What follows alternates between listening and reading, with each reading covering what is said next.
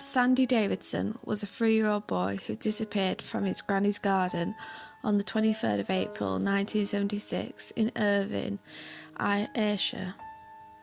Sandy disappeared a month before his 4th birthday and was last seen chasing his dog out of his granny's garden gate.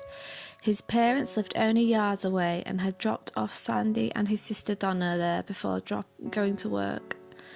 His younger sister Donna, who was 2 years old at the time, was playing with Sandy and their dog, who was an Afghan hound called Kissy. Kissy got out of the garden gate and the two children followed, and only Donna came back with Kissy. At the time of his disappearance, Sandy had blonde curly hair with blue eyes. After his disappearance, police conducted a huge search operation and did numerous appeals for information in the pursuing years, and they are no closer to finding out what happened to Sandy. The police are still asking for information and the case remains open. Also, there is a dedicated page to Sandy on the Police Scotland's website. The most popular theory of what happened to Sandy is that there was a man delivering leaflets at the time of Sandy's disappearance, and this man could have opened the gate and took Sandy. Another theory was that he went to the river located 5 minutes away and jumped in after the dog and drowned. In 2009, Sandy was featured on an episode of Missing Children Lorraine Kelly Investigates TV series, but the show received no phone calls regarding Sandy. In 2014, a potential lead was quashed when the Broomlands Primary School that had been constructed at the time of Sandy's disappearance was to be demolished. The police and council refused to excavate the land to find Sandy. In February, a new witness emerged who had made contact via Facebook, claimed to have been abducted and tortured by a teenage girl around the same time Sandy had disappeared. The police were looking to interview this man, but there had been no further reports regarding this lead, so it is up to speculation on if this is or isn't related to Sandy's case. In 2016, Sandy's father Phil gave his first interview on the disappearance of his missing son. It was as if a spaceship had came down, took him up and took him away. I think about Sandy all the time. I don't have many photos of him around the house, but I don't need them anyway. I can see him right in front of me. I think about the things I've missed out on with him. I never got to take him to the football or anything like that. I remember that day like it was yesterday. My brother-in-law came over and said, "Come with me, Sandy's gone missing." I just dropped everything and ran. You never think something like this is going to come to your door. It was a terrible time. We were desperate to get a glimpse of him. We walked round and round the mall in Irvine, but it was like looking for a needle in a haystack. He had just vanished. You are thinking, he will turn up, but the weeks became months and the months became years.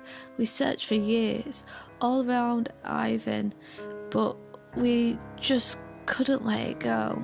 Despite witnesses coming forward over the passing years, Sandy's family have never been told definitively what happened to him, and this is the hardest thing for them to cope with.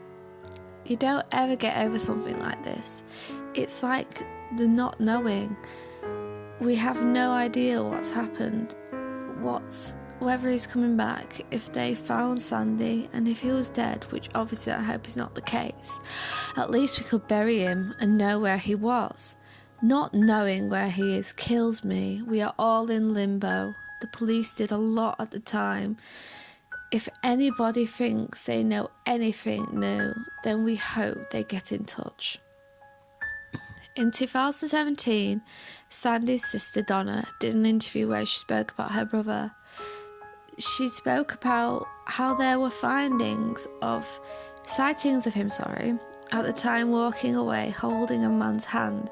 In 2011, a workman who was working in a building site located next to her granny's garden contacted her. She made an appeal in a local newspaper. He said He saw Sandy going away and holding a gentleman's hand, but he didn't feel any cause for concern because he wasn't struggling and seemed quite happy. It has played in his mind all this time because he was probably the last person to see him alive. It has affected so many people. The workman told Donna he had reported what he'd saw at the time. However, Donna was not aware of this. Police have Donna's DNA so they can try and match Sandy to profiles available via the UK-wide DNA database, but there has not been a match yet. Donna spoke about her wishes to see Sandy come home. I know it is a long time since Sandy went missing, but it still hurts every day. The perfect scenario would be for him to turn up at the door. That would be a dream come true, but I don't think that's going to happen. I don't think he's alive, but I do need closure. I need to find him. As of May 2018, Police Scotland are still asking for information, and this case remains open. Also, there is a dedicated page to Sandy on the Police Scotland's website. There is also a Facebook page dedicated to Sandy. Help find Sandy Davidson. Links to both websites will be provided in the description box below. The following is an image of Sandy alongside what the police believe he may look like if he was still alive today.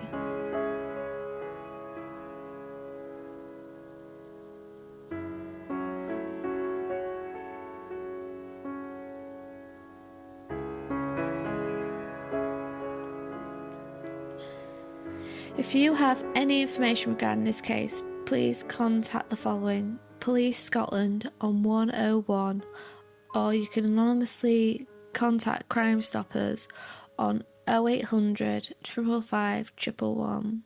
Thank you for taking the time for watching this video.